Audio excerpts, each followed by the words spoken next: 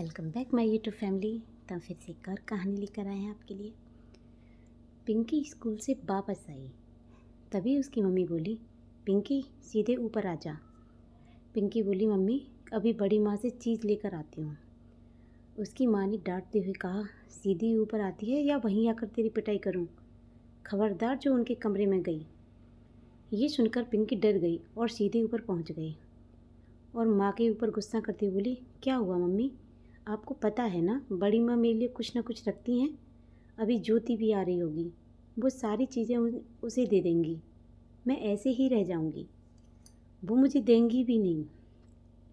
उसकी माँ जानकी गुस्से में बोली, आज के बाद उनके पास गई और ज्योति को भी देख रही हूँ, उसे भी आते ही सीधा ऊपर बुला लूँगी। तभी नीचे ज्योति की आवाज़ सुनाई दी। जानकी ने उसे भी बुला लिया। दोनों बहनें अपनी माँ से बहुत गुस्सा थी। ज्योति ने आते ही पूछा, मम्मी क्या हुआ? बड़ी माँ से लड़ाई हो गई है क्या?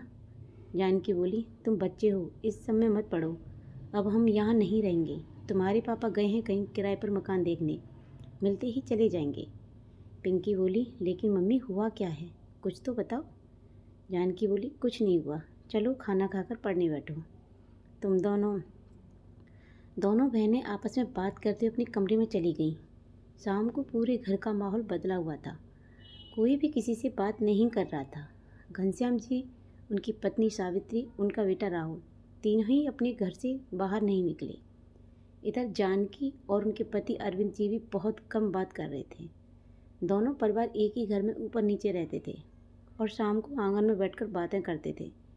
लेकिन आज दोनों परिवार अपने अपने कमरों में कैद थे। पिंकी और ज्योति को कुछ भी पता नहीं था कि क्या बात है। अगले दिन सुबह जानकी ने दोनों बच्चों को जल्दी उठा दिया, सारा सामान पैक करके तैयार होकर बैठ गए। थोड़ी देर में गाड़ी आ गई जिसमें सारा सामान रख दिया। घर में चारों तरफ सन्नाटा छाया हुआ था। दोनों बेटियां बड़े पापा और बड़ी माँ को देखना चाह रही थीं, लेकिन वे दोनों अपने बेटे राहुल के साथ अपने कमरे में बंद थे। कुछ देर में अरविंद जी, जानकी अपनी बेटियों को लेकर वहाँ से चल दिए। पिंकी और ज्योति दोनों रोते हुए बड़ी माँ के कमरे के दरवाजे को पीटने लगी, लेकिन अंदर से कोई आवाज़ नहीं आई। जानकी दोनों को खींचते हुए ले गई और गाड़ी में बिठा दिया। कुछ ही देर में गाड़ी चली गई। सालों से जो परिवार एक साथ रह रहा था, अचानक सब बिखर गया। अरविंद और जानकी एक किराए के मकान में चले गए थे। नए घर में पहुंचकर जानकी सामान सजाने लगी। पिंकी और ज्योति दोनों एक जगह बैठकर चुपचाप सब देख रही थी।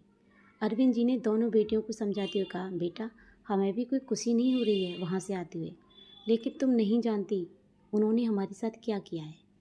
हमारी पुश्तैनी कपड़ों की दुकान बीच बाजार में है। बाबूजी के जाने के बाद से हम दोनों भाई वो दुकान चला रहे हैं। सारा हिसाब भाई साहब देखते थे, लेकिन अभी 5-6 दिन पहले उन्होंने मुझे बिना बताए राहुल के लिए नई दुकान खुलवा दी। उस दुकान में पैसा लगा वो हमारी दुकान से ही आया। जब मैंने पूछा तो कहा उस नई दुकान पर केवल उनके बेटे का हक है। मैंने कहा ये गलत है तो वे बोले, तेरी तो लड़कियां हैं, तुझे क्या करना है, उनकी शादी का खर्च भी तो इसी दुकान से निकलेगा। इतनी बेईमानी सहकर मैंने मकान और दुकान में से अपना हिस्सा मांगा तो भाई साहब ने कहा, जैसे रह रहे हो रहते रहो, मैं कुछ नहीं दूंगा। इसलिए हम अलग होकर आ गए हैं। मैं अब कपड़े की सप्लाई का काम करूंगा। यकीन नहीं होता कि बड़े भाई होकर सारे बिजनेस और मकान पर कब्जा कर लेंगे। पिंकी और ज्योति को ये बातें समझ नहीं आ रही थीं, लेकिन धीरे धीरे जानकी और अरविंद ने उनके मन में बड़े पापा और बड़ी माँ के लिए नफरत भर दी थी। धीरे धीरे समय बीत रहा था। अब कभी बाजार में या स्कूल से आते जाते राहुल या बड़ी माँ दिख जाती थी तो पिंकी और ज्योति उनकी तरफ देखती भी नहीं थी। इसी तरह 5 साल बीत गए। इस बीच दोनों परिवारों में कोई बात नहीं हुई। अरविंद ने कपड़ों की सप्लाई का काम अच्छे से जमा लिया था। दोनों बेटी भी अब बड़ी हो रही थी। अपनी कमाई से उन्होंने एक छोटा सा मकान भी खरीद लिया था। एक रात 1 बजे घनश्याम जी के फ़ोन की घंटी बजी। सभी गहरी नींद में सो रहे थे। घंटी की आवाज़ से घनश्याम जी उठ गए और उन्होंने देखा तो फ़ोन अरविंद का था। उन्होंने सावित्री जी को जगाया और फ़ोन उठाया। दूसरी तरफ से ज्योति के रोने की आवाज़ आ रही थी। बड़े पापा, पता नहीं पापा को क्या हो गया, अचानक बेहोश हो गए, बहुत डर लग रहा है, अब जल्दी से आ जाइए। घनश्याम जी ने कहा, बेटी तू चिंता मत कर, मैं अभी आ रहा हूँ। घनश्याम जी सावित्री और राहुल को लेकर तुरंत अरविंद के घर पहुँच गए। रास्ते में उन्होंने डॉक्टर को फ़ोन कर दिया। डॉक्टर ने पहुंचकर इंजेक्शन दिया, फिर बताया हार्ट अटैक है, हॉस्पिटल ले जाना होगा। घनश्याम जी ने अपनी गाड़ी में अरविंद और जानकी को लेकर हॉस्पिटल पहुंच गए। इधर सावित्री जी दोनों बेटियों को संभालने लगी। सही समय पर इलाज मिल जाने से खतरा टल गया। 2 दिन में अरविंद ठीक हो गया। दोपहर के समय सावित्री जी दोनों बेटियों को लेकर हॉस्पिटल पहुंच गईं। ज्योति पापा को देखकर रोने लगी और बोली, बड़े पापा, मुझे कुछ समझ नहीं आया। मैंने बस आपको फ़ोन कर दिया। एक बार लगा आप बात नहीं करेंगे, लेकिन आपने मेरे पापा को बचा लिया। घनश्याम जी बोले, तेरा बाप बाद में है, पहले मेरा छोटा भाई है।